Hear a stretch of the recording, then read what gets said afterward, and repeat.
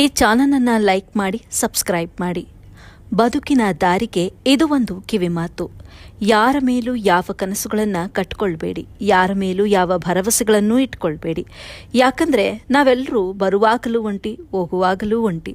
ನಟಿಸುವ ವ್ಯಕ್ತಿಗಳೇ ನಗುತ್ತಿರುವಾಗ ನಿಯತ್ತಾಗಿ ಬದುಕುವ ನಾವು ಇನ್ನಷ್ಟು ಖುಷಿಯಿಂದ ಇರಬೇಕು.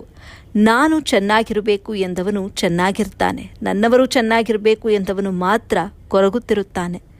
ನೀವು ಸಮುದ್ರದಲ್ಲಿ ಎಷ್ಟು ಸಕ್ಕರೆ ಹಾಕಿದ್ರೂ ಅದು ಸಿಹಿಯಾಗೋದಿಲ್ಲ. ಅದೇ ತರಹ ನೀವು ಸ್ವಾರ್ಥ ಜನರನ್ನು ಎಷ್ಟೇ ನಿಮ್ಮವರನ್ನಾಗಿಸಿ ಮಾಡಿಕೊಳ್ಳಲು ಪ್ರಯತ್ನಿಸಿದ್ರೂ ಅವರು ಎಂದೆಂದಿಗೂ ನಿಮ್ಮವರಾಗೋದಿಲ್ಲ.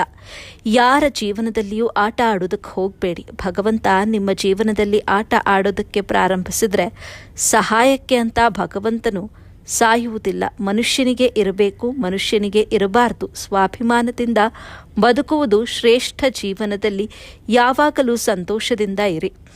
ಯಾಕಂದರೆ ಸಂಜೆಗೆ ಬರೀ ಸೂರ್ಯ ಮಾತ್ರ ಮುಳುಗೋದಿಲ್ಲ. ನಮ್ಮ ಆಯಸ್ಸಿನ ಒಂದು ದಿನವೂ ಕೂಡ ಮುಗಿದಿರುತ್ತೆ. ಆಕಾಶದಲ್ಲಿ ಹಾರಾಡುವ ಗಾಳಿಪಟ ನೋಡಲು ಸುಂದರವಾಗಿ ಕಾಣಿಸುತ್ತೆ, ಆದರೆ ಹಾರಲು ಸಹಾಯ ಮಾಡಿದ ದಾರ ಮಾತ್ರ ಯಾರ ಕಣ್ಣಿಗೂ ಕಾಣುವುದಿಲ್ಲ.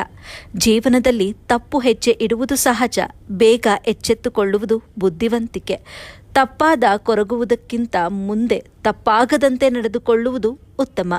ಮೋಸ ಮಾಡಿದವರ ಮೇಲೆ ಪ್ರತೀಕಾರ ತೀರಿಸಿಕೊಳ್ಳಲು ಹೋಗಬೇಡಿ. ಅವಮಾನಿಸಿದವರ ಮುಂದೆ ತಲೆ ಎತ್ತಿ ಬದುಕಬೇಕು. ಪ್ರತಿಯೊಬ್ಬರಿಗೂ ಒಂದು ಕಾಲ ಬಂದೇ ಬರುತ್ತದೆ. ತಾಳ್ಮೆ ಇರಬೇಕು ಅಷ್ಟೇ. ಹಣ ಒಂದೇ ನಿನ್ನವರು ಯಾರೆಂದು ತಿಳಿಸುವ ಏಕೈಕ ವಸ್ತು. ಹಣ ಬಂದರೆ ನಿನ್ನ ಅಕ್ಕಪಕ್ಕ ಸೇರುವವರು ಬಹಳ ಜನ ಇರುತ್ತಾರೆ. ಕಸಿದುಕೊಂಡು ತಿನ್ನುವವರ ಹೊಟ್ಟೆ ಎಂದಿಗೂ ತುಂಬೋದಿಲ್ಲ. ಹಂಚಿಕೊಂಡು ತಿನ್ನುವವರು ಎಂದಿಗೂ ಉಪವಾಸ ಇರುವುದಿಲ್ಲ. ಇಲ್ಲಿ ಗಟ್ಟಿಯಾಗಿ ನಿಲ್ಲಬೇಕಾದ್ರೆ ಬಂಡೆಯಂತೆ ಇರಬೇಕು. ಅದಕ್ಕೆ ದೇವರು ಕೂಡ ತನ್ನನ್ನು ನಿರೂಪಿಸಿಕೊಳ್ಳಲು ಕಲ್ಲನ್ನೇ ಆರಿಸಿಕೊಂಡ. ಆಡುವ ಮಾತಲ್ಲಿ ತಪ್ಪು ಹುಡುಕುವವರ ಮುಂದೆ ಎಂದಿಗೂ ಒಳ್ಳೆಯವರಾಗಲು ಸಾಧ್ಯವಿಲ್ಲ. ನಿಮ್ಮ ಒಳ್ಳೆಯತನ ನಿಮ್ಮ ಅಂತರಾತ್ಮಕ್ಕೆ ತಿಳಿದಿದ್ರೆ ಸಾಕು. ಅವಮಾನಿಸಲು ಪ್ರಯತ್ನ ಆದರೆ ನಾಳೆ ಅವರು ನಿನ್ನ ಬಿಟ್ಟು ಹೋದರೆ ನೀನು ಮೊದಲಿನ ಥರ ಆಗೋಕೆ ತುಂಬ ಕಷ್ಟಪಡಬೇಕಾಗುತ್ತದೆ. ನಿನ್ನ ತರಹವನ್ನು ಅಡವಿಟ್ಟು ಯಾರನ್ನೂ ಪ್ರೀತಿಸುವ ಅಗತ್ಯ ಇಲ್ಲ. ನಿನ್ನ ಕಣ್ಣೀರನ್ನು ಯಾರೂ ಗಮನಿಸುವುದಿಲ್ಲ, ನಿನ್ನ ನೋವನ್ನು ಯಾರೂ ಗುರುತಿಸುವುದಿಲ್ಲ, ನಿನ್ನ ಕಷ್ಟಗಳನ್ನು ಯಾರೂ ತೀರಿಸುವುದಿಲ್ಲ. ಆದರೆ ಎಲ್ಲರೂ ನಿನ್ನ ತಪ್ಪುಗಳನ್ನು ಹುಡುಕುವ ಕೆಲಸದಲ್ಲಿ ಮುಂದೆ ಇರ್ತಾರೆ.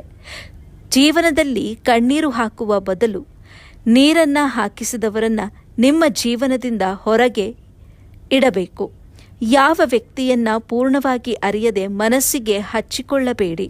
ಹಾಗೆ ಮನಸ್ಸಿಗೆ ಹತ್ತಿರವಾದ ವ್ಯಕ್ತಿಯನ್ನು ಅರಿಯದೆ ತಪ್ಪಿಂದ ದೂರ ಮಾಡಿಕೊಳ್ಬೇಡಿ. ಪ್ರಾರಂಭದಲ್ಲಿ ಯಾರ ಮಾತುಗಳು ಹೆಚ್ಚು ಖುಷಿ ನೀಡುತ್ತವೆಯೋ ಕೊನೆಯಲ್ಲಿ ಅವರ ಮಾತುಗಳೇ ಹೆಚ್ಚು ದುಃಖ ನೀಡ್ತವೆ.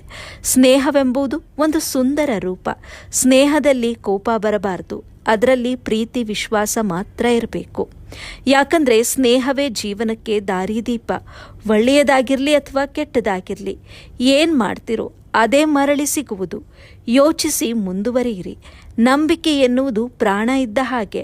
ಒಮ್ಮೆ ಹೋದರೆ ಮತ್ತೆ ಮರಳಿ ಬರುವುದಿಲ್ಲ. ಕಣ್ಣೀರು ಒರೆಸಿದ್ರೂ ಪರವಾಗಿಲ್ಲ, ಕಣ್ಣೀರು ಮಾತ್ರ ತರಿಸಬೇಡಿ.